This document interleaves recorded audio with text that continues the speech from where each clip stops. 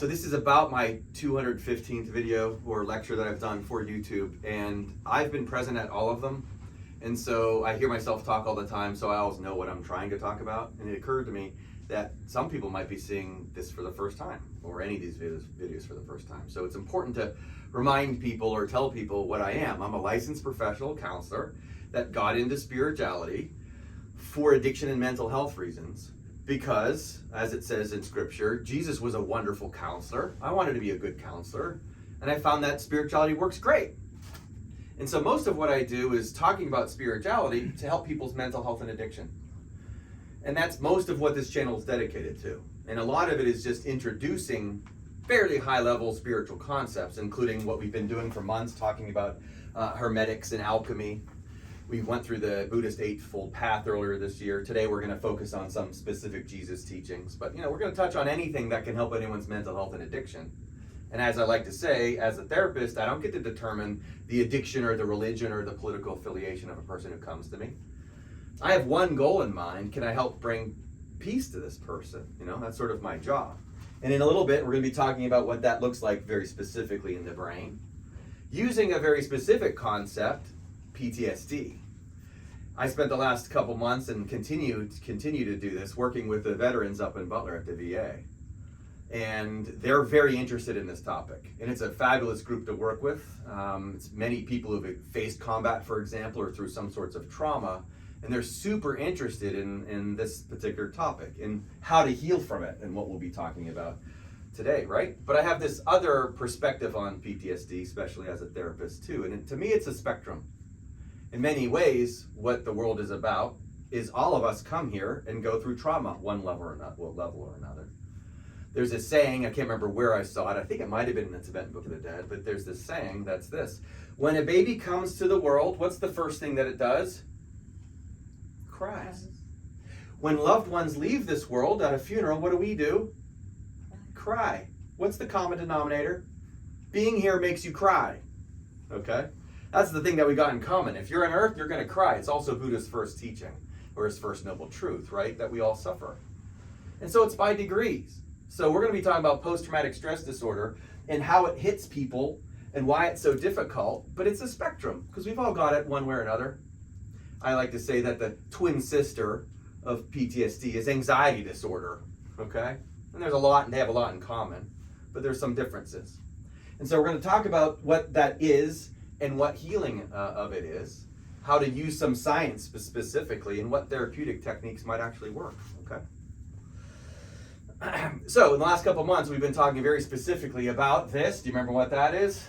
That's Samadhi, right? That's the end game of the Buddhist Eightfold Path, Samadhi. And then the alchemy process, which ends in coagulation, which is basically when we bring heaven to earth, when we bring spirit into our physical form. That's what this process is. And that's Hermes teaching that thousands of years ago. Last week we talked about the first Kings verse, the still small voice. And that was Elijah talking about hearing this voice that he found inside himself. So we have Buddha talking about Samadhi, which he said is found inside you. We have the alchemy process, and the experience of coagulation is when the spirit moves into you. Then we have Elijah talking in 1 Kings about the still small voice that he found inside himself, and it was a voice that he heard inside, right?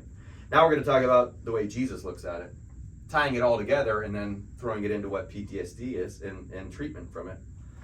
So in Luke 17:21, Jesus says the kingdom of heaven is within you. I mean, how much more direct do you need to be? When you ask most people, certainly if you ask toddlers, but most Americans, where's heaven? Point, please. Right?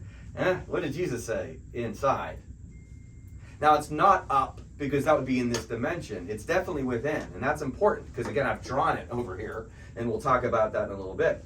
But he doesn't say that just that line. He goes deeper. Matthew 13:45 and 46. Again, he says, the kingdom of heaven is like a merchant in search of fine pearls, who, upon finding one pearl of great value, went and sold all that he had, and he bought it.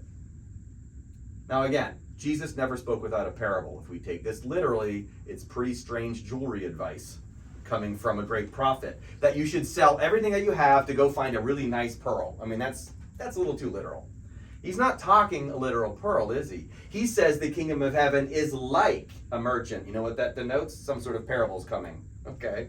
It's a teaching that tells us what truth is indirectly. So he's not talking about literal pearls. Almost all of his teachings are like this. And we read them too literally, we miss it. But this one we're not going to miss, okay? Because the kingdom of heaven is inside of us, and it's like a pearl. It reminds me of the Gnostic teaching called the Song of the Pearl. I did a video on this a while back, and I linked it to Fight Club.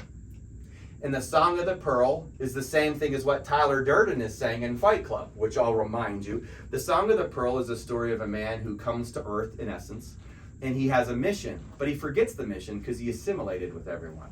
He knew on his way to Earth, he was going to this other town, he was going to join, he didn't want to stand out as being some foreigner from some other land, especially if it was a higher dimensional land.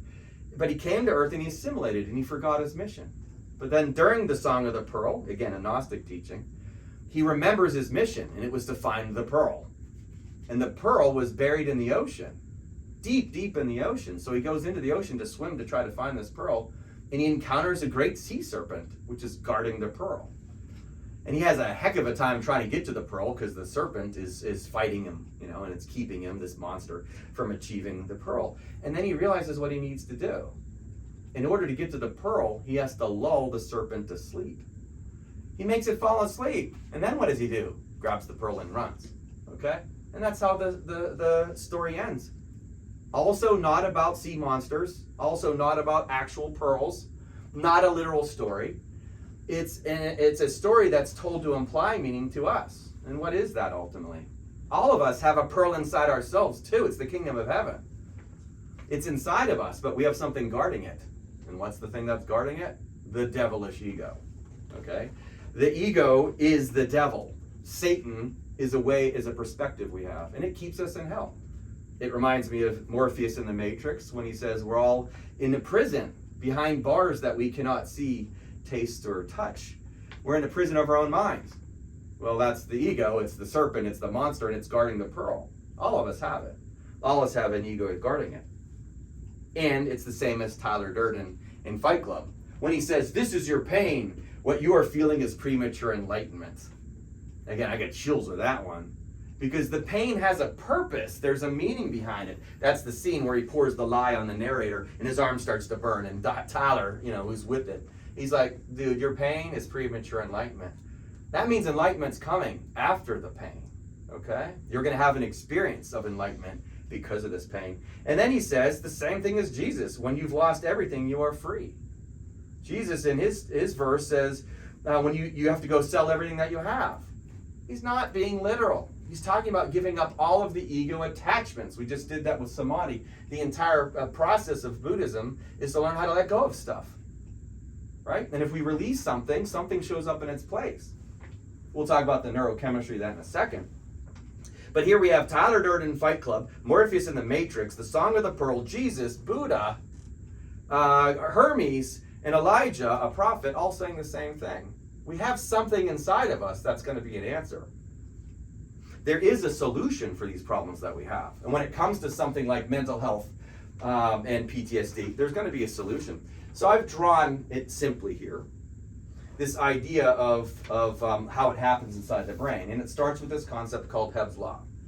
Hebb's Law is something that was discovered way back in the 1940s, that the brain is sort of like a muscle. And it was the scientist Hebb that determined that neurons that fire together wire together. And that's his teaching. Neurons that fire together wire together. And we develop all of our habits, all of our concepts and experiences we have because of Hebb's Law. When we're born, we've got virtually nothing in our brain formed up there. But after a while, because we practice things like my name and the language I'm going to speak and my favorite food or my favorite football team or whatever, we start to develop patterns inside the brain. And as we develop patterns, Hebb's Law strengthens those patterns that we determine to be the most important ones. Like my name is Steve is a pattern inside my brain. And they've proven that if your name is also Steve, we have the same pattern inside our brain. This is that fMRI video from CMU that I've showed so many people over time. And it's that we all have the same brain with very few exceptions. The idea of a hammer is located in the same space in our brain. There's a Jennifer Aniston neuron, because if you know who Jennifer Aniston is, that neuron just lit up inside your brain. Hebb's law sees to it that we have experiences that if we practice something a lot, we end up having this sort of trail or a river that forms inside of our brain.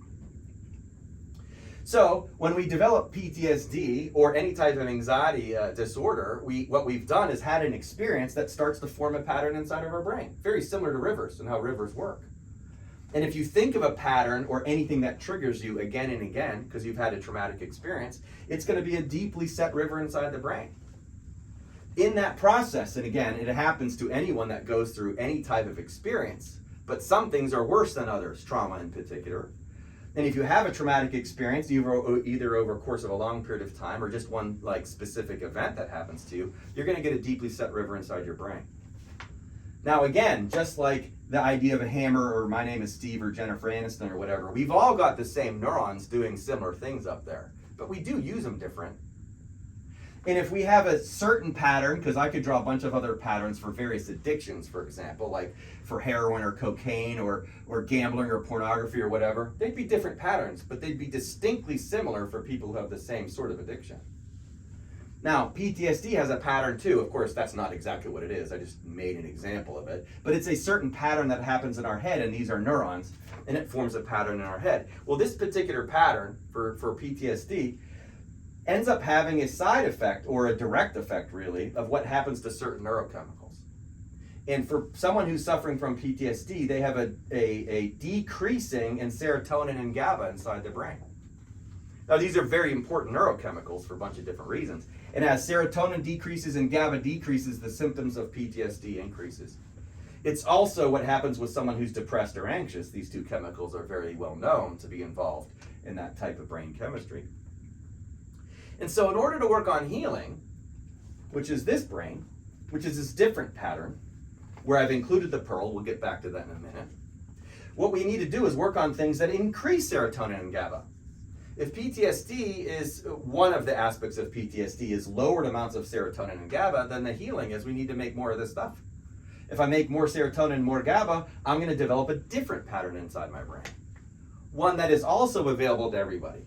And if I increase those chemicals, I'm going to get off of this pattern, just like if I stop putting water in a river, what will happen to the river? It'll dry up, of course. Well, what if I put that water that was in that river over there? Then all of a sudden I'm going to form a pattern over there. All of us have this brain chemistry available to us. In order to increase this and shift this pattern to this pattern by increasing those chemicals, there's very specific things that work. So we're going to start with this. To increase serotonin, one of the most effective ways to increase serotonin is to increase the meaning in our lives. One of my favorite all-time studies goes back to something that we all very much linked to in music. And most of us like music, and most of us have favorite music. Think of your favorite music right now. Now think of music you don't like. And if I played your favorite music for you right now, how would you feel? A little better, right? Why? Because your brain associates that, this is music I like, it triggers you to release some serotonin. Now you feel a little better. And if I quickly shifted over to your least favorite music, and I played something you didn't like, that serotonin would dry up. Pretty logical, right? That's how happiness works inside of us. And if you find it meaningful to you, you're going to produce serotonin. And if you don't find it meaningful, you won't. Okay? And I mean meaningful in a good way. I like this. I want to do that again. That's serotonin. So they took a group of people, and they asked them their favorite music, and then their least favorite music, and they would play that music for them. And of course, you got the response that you expect. But then they did the same experiment, and they gave them a microdose of psilocybin. You know what that is? That's magic mushrooms. Psilocybin actively works on serotonin receptors, which I'm telling you is the meaning receptor inside the brain. And if something fills it, you feel meaningful. Oh, this is meaningful activity. Remember, for someone who has PTSD, that serotonin has dropped for very obvious reasons. It's normal to think, I don't like this, I wish it didn't happen. I don't want to go through that again. I don't want to keep thinking about it. Lower serotonin. But then if you slide someone psilocybin, all of a sudden they're like, I could see more meaning in this all of a sudden. Why? Only because those serotonin receptors have activated. And if they have therapies now that they're working with people on, hopefully they're going to get better with it, that if you give someone, say, psilocybin in a therapeutic session, you can now ask them to talk about their experiences, and they are able to do it differently. because they're able to attach some meaning to the trauma or whatever it is. And again, we're going to specifically talk about what the meaning is coming up, although Jesus already told us what the meaning is, but we'll get there. So they gave psilocybin to certain people who said that they liked this music, but they didn't like that music. And when they gave it to the people who liked music, they had psilocybin, guess what? They really liked the music that they already said they liked. Normal, right? Then what did they think of the music they didn't like? They also liked it, right? It no longer mattered that it was music they didn't like. Because if you fill the serotonin receptor, whatever you're experiencing is going to be meaningful to you, right? The problem is when that receptor is not filled, now we don't like things, now it's not meaningful, and now we're going to get stuck in a cycle. And we had an experience that we're going to say this is bad, and these are all the reasons why it's bad. We have to layer meaning on top of this. If we don't add meaning to it, then it's not going to work. Simply put, this is why cognitive behavioral therapy would work. If you process with people their issues and we try to look at it a little different, if it works, that's how it would work. But it's essential to get to a point that in any and all circumstances, whatever we've experienced, we have to layer new meaning on top of it. What if Tyler's right in Fight Club? What if it's true that our pain is premature enlightenment? And then we look at prophets like the Buddha, who went through great suffering before he found his enlightenment, and Jesus' role on the cross, who went through it to show us that there's going to be some pain there, right? That if pain leads to something, well, then maybe that has a different. We have a different take. Maybe we can look at it different. So I like to go to street cred. Okay, Viktor Frankl has street cred. Went through Holocaust. His wife and parents died in Holocaust, and much of his family died in the Holocaust. He survived, and when he got out of Auschwitz and a couple other places he didn't just go become a Nazi hunter or anything like that. He went through trauma, very specific trauma, all sorts of complex trauma. And yet he wrote a book, and he spent the rest of his life talking about man's search for meaning. He could have called it Man's Search for Serotonin, except for he didn't know at the time that's what it was. Man's Search for Meaning. And so I'm going to read you directly from his book, things that Viktor Frankl said, great street cred, someone who's gone through it before. He said, quote, "Everything can be taken from a man but one thing, the last of human freedoms, to choose one's attitude in any given set of circumstances." This is a guy who decided that even if his wife and family was killed in the Holocaust, he was going to continue his love for them after their death. That was his attitude. He chose to do that.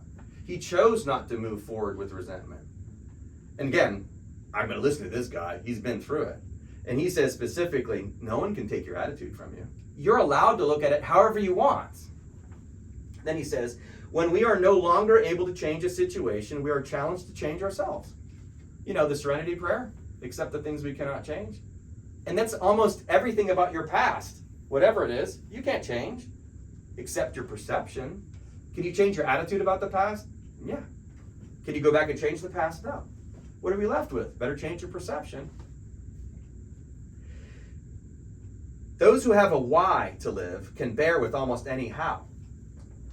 Meaning, whatever it is that you go through, as long as you say there's a purpose and meaning, then you can get through it. And we'll talk about that in a second. There's a very specific reason why we're all here. And whatever adversities we go through, we better look at it differently in order to find that philosophy that works for us. Because again, we need to produce more serotonin. That needs to happen. And then maybe my favorite of all of them. In some ways, suffering ceases to be suffering at the moment it finds meaning. Meaning suffering disappears, the type of suffering that none of us like. If you associate meaning with it, it no longer has suffering. It can't suffer anymore, right? Once you give it meaning. There's a purpose and a point. And all of these things produce serotonin. These are philosophies that work. You don't have to believe them. But if you practice them, of course, you'll produce serotonin. And guess what will happen? Some of these symptoms will alleviate. That means there is a point to all of this. Now, let me show you specifically the point before we work on some GABA. There's a point. Because all of us have this formation in our head, and we have an infinite number of other formations in our head, but we also have this one, which I'm just going to call loosely healing. And at the end of a healing journey, which could be from anything, again, if it's a spectrum of anxiety, you know, we've all been on that spectrum, but there's plenty of different issues. But the end of our pathway is where I've got the pearl. And the pearl is the place of unity. It's the place where we all come together. It's the place that's beyond the human ego. The ego is the thing that says, this is bad because, or as my buddy Guy Ritchie says, the ego's job is to compare. okay? The ego's job is to say, this is good and this is bad. And when we define things as good and bad, we stay stuck for many reasons. This is why we're told not to eat off the tree of good and evil, okay? Eat off the tree of life. The tree of life is the pathway that helps you find the pearl, not a literal pearl, unless it's the pineal gland. Then it might be literal, okay? But if you have something inside yourself, the Buddha called it Samadhi, it's like a lake where you can find rest. Jesus says the same thing. Come on to me, I'll give you rest for those who are weary. It's a consciousness thing. It's a mind-based thing. It's inside of all of us. We all have it. We all have the ability to find this pearl, and it's at the end of a healing journey. Well, what motivates you to go on a healing journey better than pain and suffering? Now, Viktor Frankl also very clearly says, suffering isn't necessary. But in Kabbalah, they teach it's the path most of us choose.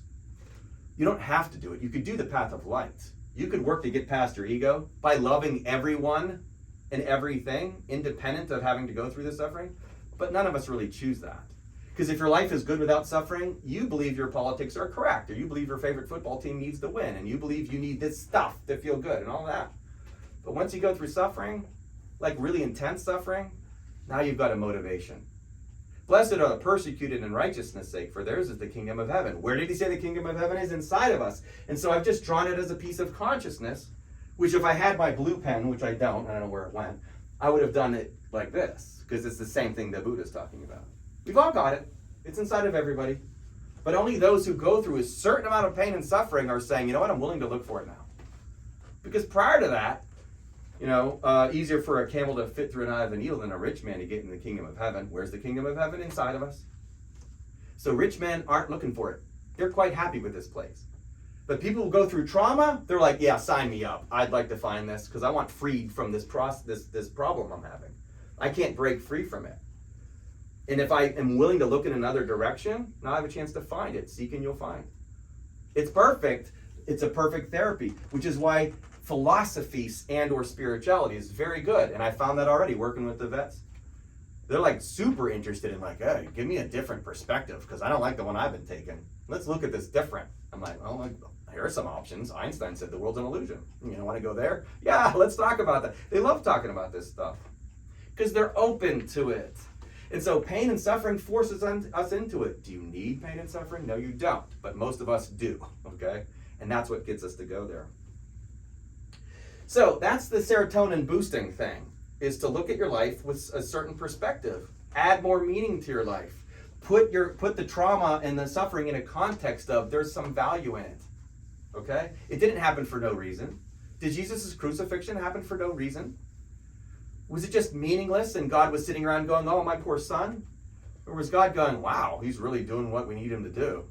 The deep meaning in that. There's deep meaning in our trauma. Incredibly deep, profound meaning if you're willing to look for it.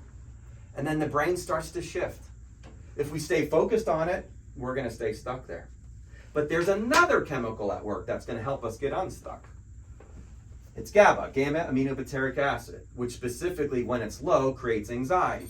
And a person with PTSD has very little GABA, or at least not enough GABA, and so they're just getting reinforced with anxiety. It's fueling the rivers inside their head with anxiety all the time. Well, if that neurochemical is low, what do we have to do? We better learn how to increase it, right? Now, there's multiple ways to do it. My favorite way to work with people on is specifically called mindfulness. One of the greatest ways to produce more GABA is to practice mindful techniques. And that can be any number of things, but one of my favorites is the concept I learned a long time ago, which is called practicing bare attention, which is to do things like go outside in nature and sit there and just wait for birds to fly by. Nothing else. Just wait for a bird to fly by. And then wait for another one. Or listen for birds to sing, chirp, whatever. And that's it. That's all you're supposed to do is just sit there and listen for a bird. And if nothing chirps, no big deal. Just wait for one. I once laid down in the middle of the street, asked her, I do that sometimes, and I saw a caterpillar. And I laid down, and I was struggling at the time, and I'm like, I want to see if it'll walk by me. And I have a video of this. And I waited for the caterpillar to walk across the street. And then it walked into the view of my camera, right? I have a good little video of a caterpillar 2 inches from me. And it felt good that I waited for this thing to just show up in my view. I was practicing mindfulness. I was present, moment aware. Eckhart Tolle and the Power of Now. It was like, how about just root myself in this right now? You can look around this room and look for different shades of blue. That's an example of mindfulness. Just look for different colors, or different shapes of leaves or whatever. There's so many different things you can do. Mindfulness allows you to stay in the present moment, and what that does is produce GABA. And you know what you're not doing when you're thinking about, the sounds of birds or watching a caterpillar? You're not thinking about the trauma.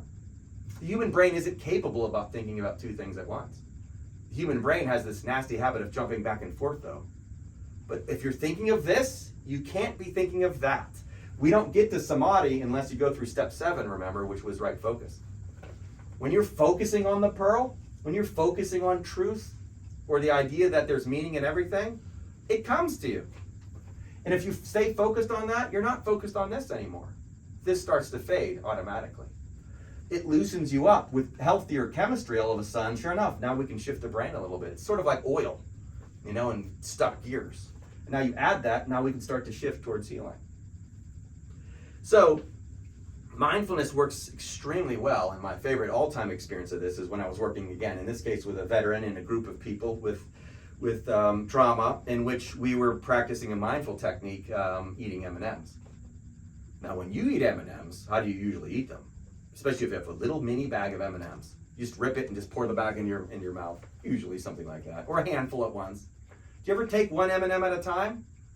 Look at it, smell it, listen to it, feel it, taste it. You ever do that? Do you ever take a minute to eat an M&M? See, that's another mindful technique. So we were doing this one guy's grizzled old veteran sitting in the back of the room. Group of us were eating M&Ms, taking 1 minute per. And we look over and this guy is listening to an M&M. And the other group of guys just started laughing. Oh, look at him, he's listening to an M&M over there, right? Everyone loosened up anyways. We produced these chemicals, meaningful experience. No one was thinking about their trauma. Dude's listening to an M&M. Here's a tough guy that is willing to submit himself to something like that, right? Practice it if you've never done it. Mindful techniques, like go at home and don't watch the TV while you're eating. Just sit there and taste every morsel of food for 20 seconds at least. Mindful practices. These types of things produce more GABA, which is going to loosen up the brain, which is going to allow you to make choices to go in a different direction. Now, it's true that not all of this is for everyone. I've worked with more than a few vets over time, and I had one guy come up and say to me very respectfully, he goes, "Hey, Steve, just so you know, meditation doesn't work for everyone. I was a sniper. I learned meditation techniques to kill people. And so when I practice the breathing techniques and the focusing, I feel that feeling again." And I'm like, duly noted. I'm not saying this works for all these techniques work for everyone. But there's other techniques that do work, like EMDR, for example, right? If you know what that is. Eye movement, desensitization, and reprocessing, I think. It's when you talk to someone about their trauma and the therapist is moving their fingers like this. Have you ever seen this before? And you'd be telling me whatever you went through, and I want you to focus on my fingers. Well, what does that do? Well, it actually helps rewire the brain in some ways. That's sort of complex, but it's promoting new neural growth in your brain while you're talking about a past trauma. That could work for someone. I'm a big fan of exercise for almost anything. Because what we do when we produce exercise is we definitely burn up stress that GABA is trying to cover. And we can produce many happy chemicals like serotonin and dopamine and endorphins and things like that. Exercise works. Changing your nutrition works, right? Eating less stimulants, things like that. Smoking less, drinking less, things like that. Certainly help.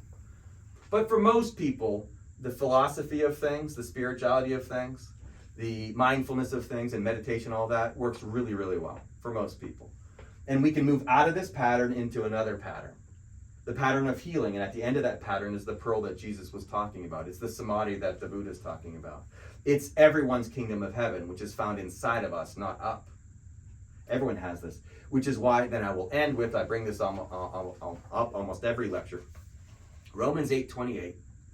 All things work together for good for those who love God. Now, all things is pretty inclusive. Now, it's a fun phrase because it doesn't say all things work together for good for everybody, period. It's for those who love God. Now, that means spiritual focus. It doesn't mean a dude in a throne up in the sky, okay? God is defined as love in Scripture. 1 John, God is love, right? So we can change that to all things work together for good for those who love love. Well, all the stuff that we go through trauma, anxiety, is resistance and fear and shame and guilt and all that kind of stuff. Normal, we all go through it one way or another. Some people just have it worse than others. But love is the thing that heals. And if you love love, you're going to look for reasons to try to define it differently. That's what meaning does. That's what philosophy does. That's what spirituality does. And the great teachers, the Jesuses and the Buddhas and Viktor Frankl and Tyler Durden, are able to teach us through through either pop culture or mainstream, movies and things like that, or amazing history, that even bad things that happen somehow still have something good in them. What is the bad doing? What's the bad experience doing or the bad emotion doing? It's pushing you towards the light. It's pushing you towards the healing pattern. Who wants to stay with this one? No one. But if you look, if I can change my philosophy, and I look at myself differently, and I practice these techniques, and I work on breathing techniques and mindfulness and meditation and all that, and I'm willing to be open to different philosophies, now we can see why all things work together for good for those who love God.